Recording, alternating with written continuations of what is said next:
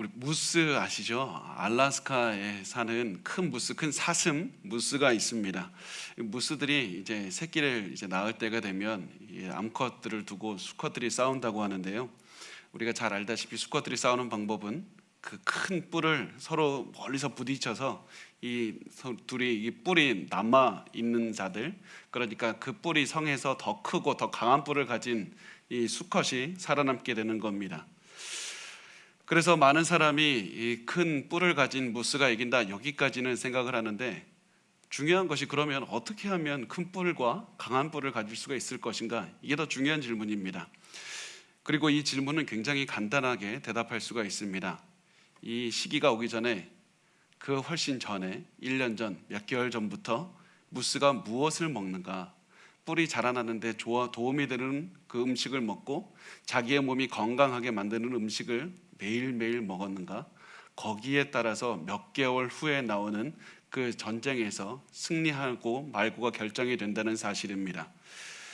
사실 우리가 이 무스들을 보면서 우리도 배웠으면 좋겠습니다. 왜냐하면 우리가 예수를 믿기 시작할 때부터 마귀와의 전쟁을 시작하게 되고 세상과 전쟁을 하게 되기 때문입니다. 우리는 알지 못하건 알고 있건 거기에 상관없이 우리는 매일 영적인 전쟁을 벌이고 있습니다. 그렇다면 우리가 영적인 전쟁에서 승리하기 위해서 어떻게 해야 됩니까? 바로 어떠한 분들은 능력을 달라고 합니다. 전쟁에서 이기기 위해서 강한 어떤 무엇인가를 구합니다. 그런데 우리가 영적 전쟁에서 승리하기 위해서 가장 필요한 것은 다시 가장 기본적인 것으로 돌아가서 매일매일 해야 되는 것, 바로 무엇입니까? 우리의 영을 강하게 만드는 음식, 무엇이냐면 우리의 말씀을 매일 묵상하고 기도하고, 여기에 그치지 말고 정말 많은 분들이 이 두 가지에만 그치는데, 우리가 영적으로 성장하기 위해서 매일 먹어야 되는 음식은 바로 전도에 있습니다. 매일 복음을 증거하는 것이 우리의 영을 강하게 하는 것이고 우리가 전쟁에서 승리하게 만드는 것입니다. 우리가 매일매일 전도하는 것이 우리의 영을 강하게 할 뿐만 아니라 우리가 미래에 오는 큰 고난도 이겨낼 수 있는 힘을 준다는 사실입니다. 그래서 어떠한 분들은 전도하고 복음을 증거하는 것이 다른 사람 좋게 하기 위해서 하는 것이라고 생각을 하지만, 우리가 복음을 증거하는 것은 바로 나 자신을 위해서, 내가 전쟁에서 이기게 하기 위해서 한다는 사실을 반드시 기억하셨으면 좋겠습니다. 그리고 우리는 매일 복음을 전하는 전쟁을 치러야만 되는 겁니다. 그래서 오늘 그 마음으로 오늘 본문을 봤으면 좋겠는데요. 우리가 지난 시간에 봤듯이 계시록 11장에 나오는 그 복음을 전하는 두 증인이 나오는데, 그 두 증인은 오늘날을 살아가는 성도들, 교회를 말을 하고 있습니다. 그리고 복음을 증거하는 교회, 성도들에게 마귀는 전쟁을 선포하게 됩니다. 자, 7절 말씀, 계시록 11장 7절 말씀을 우리 같이 읽겠습니다. 시작. 그들이 그 증언을 마칠 때 무저갱으로부터 올라오는 짐승이 그들과 더불어 전쟁을 일으켜 그들을 이기고 그들을 죽일 터인즉. 자, 두 증인인 교회가 예수님의 재림하실 때까지 복음을 증언하는데, 그 증언하는 그때 마귀의 반대에 부딪히게 됩니다. 무저갱으로부터 짐승이 올라온다고 하는데, 무저갱은 아까 말씀드렸듯이, 지난번에 말씀을 드렸듯이, 그 무저갱은 밑이 없는 구덩이, 아니면 밑이 굉장히 깊어서 그 끝을 알 수 없는 구덩이가 됩니다. 그 구덩이를 보통 마귀들이 사는 곳이라고 이야기를 하고, 그런데 우리가 반드시 또 하나 기억해야 될 것, 무저갱의 주인이 누굽니까? 마귀입니까? 그렇지 않습니다. 무저갱의 주인도 하나님이십니다. 사람들이 흔히 지옥에는 하나님이 안 계시고 마귀가 주인이고 마귀가 대장이고 마귀가 왕이라서 마귀가 원하는 대로 살고, 그곳은 하나님은 떠나 계시고 하나님은 천국에만 계시고, 그렇게 생각을 하지만, 여러분, 그 어떠한 것도 하나님의 통치를 벗어날 수 없습니다. 지옥도 하나님의 통치가 있는 곳입니다. 그럼 어떻게 다스리십니까? 지옥에는 하나님의 진노와 분노가 가득한 곳이 지옥입니다. 하나님이 없는 곳이 아니라 하나님의 진노와 분노와 처벌이 가득한 곳이 지옥이라는 사실입니다. 그래서 무저갱에서 올라온 짐승도 사탄의 힘을 받아서 능력으로 나타났지만, 동시에 이 짐승도 하나님의 통치 아래서 살아가고 있다는 사실입니다. 하나님께서 허락하신 만큼만, 하나님께서 허락하신 기간 동안에만 활동할 수 있는 것이 이 짐승입니다. 이 짐승이 하는 일이 무엇이냐면 복음을 전하는 성도들을 상대로 전쟁을 선포하는 겁니다. 그래서 이 짐승은 복음을 전하는 교회를 강력한 힘으로 짓누릅니다. 박해해서 결국에선 죽이기까지 합니다. 그런데 하나님께서 허락하셨기 때문에 짐승이 성도들을 억압하고 죽일 수가 있는 겁니다. 그래서 이 짐승은 자신이 성도들을 죽일 때 내가 이겼다고 오해하고 착각하고 승리했다고 자신하지만 오히려 성도들은 죽음으로써 승리한 겁니다. 하나님께서 오히려 이들과 함께 하셔서 죽음으로써 이기게 하신 겁니다.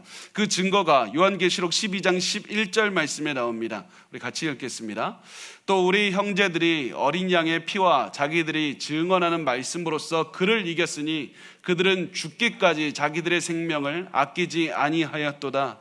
성도들은 죽기까지 순종했고 복음을 전하면서 세상을 이긴 겁니다. 짐승을 이긴 겁니다. 그래서 교회의 죽음은 오히려 교회의 승리를 말하고 교회의 죽음은 하나님과 함께하는 그 교회가 반드시 하나님께서 다시 마지막 때에 하나님께서 옳다 인정함을 받는 그런 결과가 나올 것이라는 사실을 증명하고 있는 겁니다.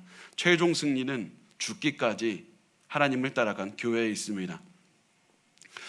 그래서 우리가 반드시 이 사실을 보면서 기억하시기를 바랍니다. 많은 분이 세상에서 핍박을 당하고 고난을 당하면 하나님 왜 나에게 이런 고난을 주십니까? 하나님 나를 떠나셨습니까? 왜 나를 힘들게 하십니까? 이렇게 생각합니다. 그런데 오히려 핍박을 당하고 있다면 그것은 하나님께서 우리가 동행하고 계시다는 증거이고, 우리가 핍박과 고난을 당하고 있다면 오히려 지금 이 시간에 마귀와 전쟁을 하고 있는 가능성이 굉장히 높고, 우리가 전쟁을 하고 그래서 결국에선 핍박을 통해서 우리가 전쟁에서 승리하게 만드신다는 그 증거가 바로 하나님께서 우리에게 핍박을 당하도록 허락하신다는 사실에 있습니다. 그래서 우리가 핍박을 당할 때 해야 될 일은 더욱더 우리의 승리를 기뻐하면서 복음을 증거하는 것에 최선을 다하는 겁니다. 그것이 우리가 전쟁을 하는 방법입니다. 자, 우리 8절 우리 같이 읽겠습니다. 시작. 그들의 시체가 큰 성 길에 있으리니 그 성은 성적으로 말하면 소돔이라고도 하고 애굽이라고도 하니 곧 그들의 주께서 십자가에 못 박히신 곳이라. 자, 짐승은 성도들을 죽인 다음에 큰 성의 길에 놓아둔다고 했습니다. 그러니까 죽었으면 이제 장례를 치러주고 묻어줘야 되는데 그렇게 하지 않고 길거리에 내버려 둔다는 사실입니다. 왜 이렇게 했냐면 구약에서 사람들에게 수치를 주고 싶을 때 가장 강하게 수치를 주는 방법, 창피하게 만드는 방법이 무엇이냐면 죽은 다음에 묻어주지 않는 겁니다. 그렇게 해서 새들이, 길의 동물들이 그 시체를 능욕하게 만드는 겁니다. 그래서 짐승이 성도들을 죽인 다음에 길거리에 묻어두지 않고 놔두었다고 말합니다. 이 얘기는 우리가 이 세상에서 살아가면서 다 죽인 다음에 그냥 장례도 못 치른다 이 말이 아니라 세상은 성도들을 온갖 방법으로 핍박한다는 말입니다.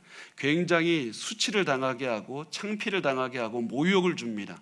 예수를 전한다는 그 이유만으로 우리를 굉장히 힘들게 합니다. 그렇게 해서 결국 원하는 것이 무엇입니까? 예수를 믿지 못하게 하고, 할 수만 있으면 예수를 믿는 자들에게서 믿음을 빼앗으려고도 하는 것이 사탄의 그 계책입니다.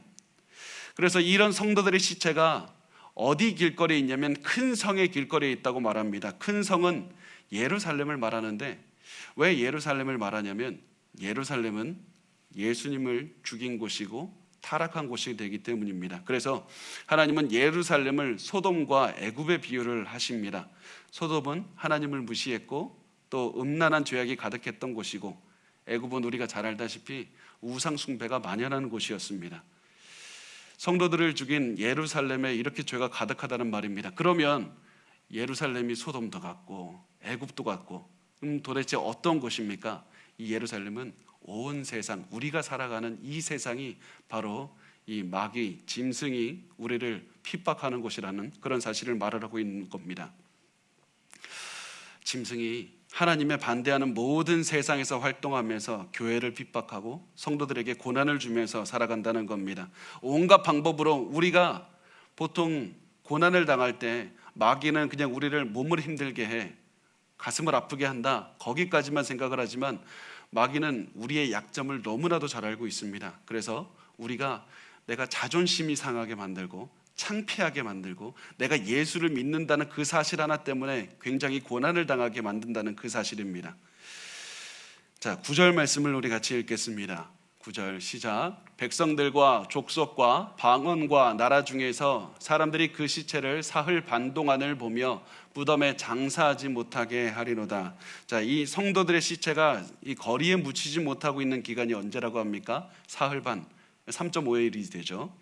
이 말은 진짜 사흘 반이 아니라 교회가 고난을 당하는 날이 3.5일, 3년 반이 아니라 제가 계속해서 말씀을 드리고 있습니다. 이 기간은 예수 그리스도의 부활 때부터 재림 때까지의 기간을 말하는 겁니다. 상징적으로 이 기간이 굉장히 길 수도 있고 짧을 수도 있는 이 기간, 예수님의 재림 때까지의 그 기간이 사흘 반이 되겠습니다. 이 기간 동안에 교회는 계속해서 복음을 전하지만 세상을 복음을 증거하는 교회를 반대하고 교회를 멸시하고 힘들게 합니다.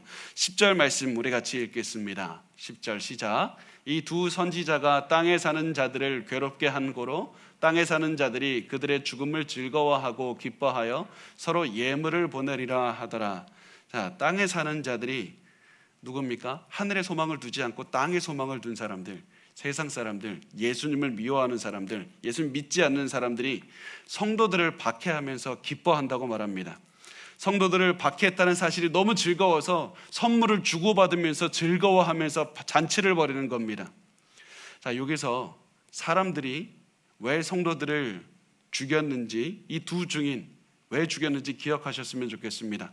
첫 번째, 그들이 성도였기 때문에, 성도라는 이유만으로 그들은 이미 세상은 이 그리스도인들을 미워하는 겁니다. 두 번째, 그들이 복음을 증거했기 때문에 세상은 이 두 증인을 죽인 겁니다.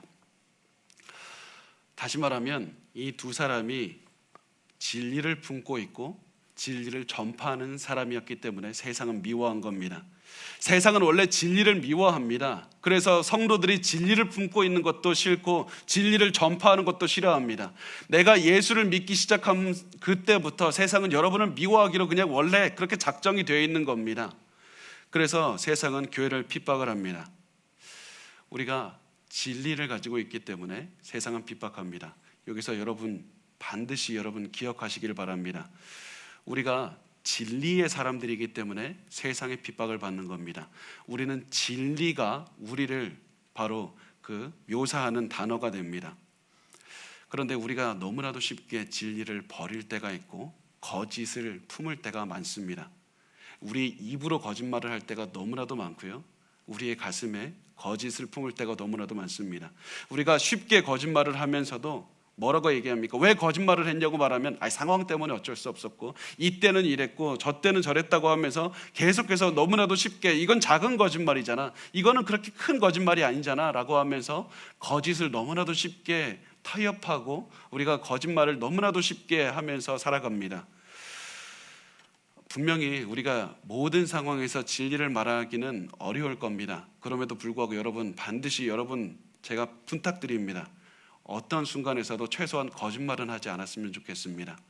우리가 분명히 모든 상황에서 진리를 그 사람의 얼굴에 대놓고 하기가 어려운 상황 당연히 있습니다. 저도 압니다. 그렇지만 그런 상황에서 최소한 거짓말을 안 하고 피해가는 그런 지혜로운 자세를 가지고 하나님, 내가 진리의 사람이고 내가 진리의 말만 해야 되는 사람이고 그리고 그 진리의 가장 중심인 복음을 전파하는 입으로서 내 입에서 절대로 거짓을 품지 않게 하셔서 그렇게 오늘 이 시간 다짐하셨으면 좋겠습니다. 우리는 어떤 때라도 진리의 사람이어야만 됩니다. 그래서 우리가 할 수 있는 것은 거짓을 우리 마음대로, 거짓을 내가 원하는 때, 이때는 내 판단에서 거짓을 말하는 것이 아니라 최선을 다해서 지혜를 하나님께 구하고 진리를 말한 다음에 그 진리를 들은 사람에게 하나님 역사해 주십시오. 나에게 가장 주님께서 올바른 말을 해주시고 그 진리의 말을 한 그 상황을 하나님 책임져 달라고 그렇게 기도하는 것, 그것만이 우리에게 주어진 역할이고 사명입니다. 절대로 거짓을 품지 않으셨으면 좋겠습니다. 자, 11절 말씀 우리 같이 읽겠습니다. 시작. 3일 반 후에 하나님께로부터 생기가 그들 속에 들어가매 그들이 발로 일어서니 구경하는 자들이 크게 두려워하더라. 자, 요한이 이제 생기가 시체들에게 들어가는 장면을 묘사하는데요. 우리가 무엇을 생각이 나죠? 시체들에게 생기가 들어가는 장면을 보면 에스겔 37장에 메마른 뼈들에게 생기가 들어가서 군대가 되는 그 장면을 그리고 있다는 사실 우리가 알 수 있습니다. 에스겔이 마른 뼈들에게 다시 살아갈 수 있는 그런 희망이 없는 전혀 마른 뼈들, 그런 마른 뼈들에게 하나님께서 생기를 주셨고 군대를 만들어 주셨습니다. 지금 요한은 에스겔의 비전이 이때 이루어진다. 언제 이루어지는가? 예수의 재림 때, 예수님께서 우리를 다시 부활하게 하실 때 이 에스겔의 비전이 이루어진다. 그렇게 말씀을 하고 있는 겁니다. 그런데 중요한 것이 무엇입니까? 이 모습을 보면서 예수를 믿지 않는 사람들이 두려움에 떤다는 사실입니다. 예수를 믿지 않는 사람들은 이 하나님의 사람들이 부활하는 그 모습을 보면서 두려움에 떨게 됩니다. 왜 그렇습니까? 그동안에 예수에 대해서 증언했던 사람들은 진리를 전파했고 실제로 그 진리의 말씀대로 우리가 부활을 하니까 예수를 믿지 않는 자들이 두려움에 떨게 됩니다. 성도들이 한 말은 틀린 게 하나도 없었습니다. 성도들이 한 말이 다 구원을 받고 부활하고 그 모든 것이 맞았습니다. 성도들은 예수를 믿으면 구원을 받지만 예수를 믿지 않으면 심판을 받는다. 이 말 때문에 이들이 두려웠다는 겁니다. 성도들이 한 말을 보니까 다 이루어졌는데 그 이제 남은 것이 무엇인가? 이제 나에게 심판이 찾아오는 것이구나. 그것을 바라보면서 마지막 심판을 기억하고 두려움에 떨게 되는 겁니다. 그래서 우리가 말씀을 전할 때, 복음을 증거할 때 하나님의 사랑만 말할 것이 아니라 심판도 반드시 말해야 됩니다. 진리를 전파한다는 것은 우리가 진리를 있는 그대로 전부를 전파하는 것이고 내가 원하는 만큼 잘라서 내가 원하는 모양으로 내가 원하는 모습으로 전파하는 것이 절대로 아닙니다. 복음은 예수를 믿는 자들에게는 구원이지만 믿지 아니하는 자들에게는 심판이라는 내용까지 포함해야 됩니다. 그래서 많은 분이 우리 그 복음을 증거할 때 요한복음 3장 16절을 증거합니다. 그 말씀을 보면 하나님이 세상을 이처럼 사랑하사 독생자를 주셨으니 이는 그를 믿는 자마다 멸망하지 않고 영생을 얻게 하리 하심이라. 그래서 많은 사람이 하나님이 사랑하십니다. 여기까지만 복음을 증거합니다. 그런데 많은 분이 16절 다음에 18절은 보지 못합니다. 18절 말씀을 우리 같이 읽어볼까요? 시작. 그를 믿는 자는 심판을 받지 아니하는 것이요 믿지 아니하는 자는 하나님의 독생자의 이름을 믿지 아니하므로 벌써 심판을 받은 것이니라. 복음은 예수님을 믿으면 구원받지만 믿지 않으면 심판을 받는 것이다. 그 진리를 전하라는 말은 진리를 하나도 바꾸지 않고 원하는 부분만 잘라내라는 말도 아닙니다. 있는 그대로 전파하는 겁니다. 예수 그리스도를 믿지 않으면 심판을 받는다. 지금 이미 예수 그리스도를 믿지 않으면 용서도 없고 용서가 없는 상태가 지속이 되면 결국 지옥으로 가서 심판을 받는다. 이거를 다 전하라는 말씀입니다. 세상 사람들은 하나님께서 세상 사람들에게 심판의 메시지를 전하라는 그 말씀을 반드시 기억하셨으면 좋겠습니다. 왜냐하면 그것이 우리에게 맡겨진 사명이기 때문입니다.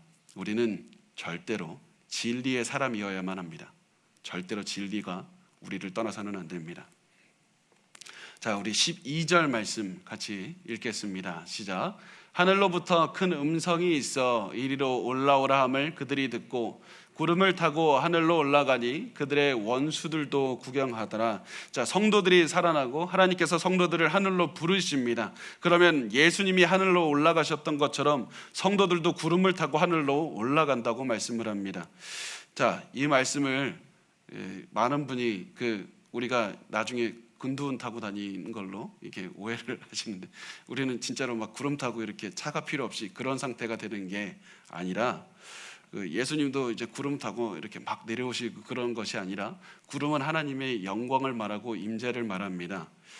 성도들이 이렇게 하나님께서 올라오라 그랬더니 구름 타고 올라가서 우주 어딘가에 있는 천국으로 이렇게 날아가는 그런 장면이 아니라, 이 말씀은 성도들이 증언했던 모든 말이 사실이라는 것이 모든 사람이 보는데 입증됐다. 공개적으로 입증이 된다.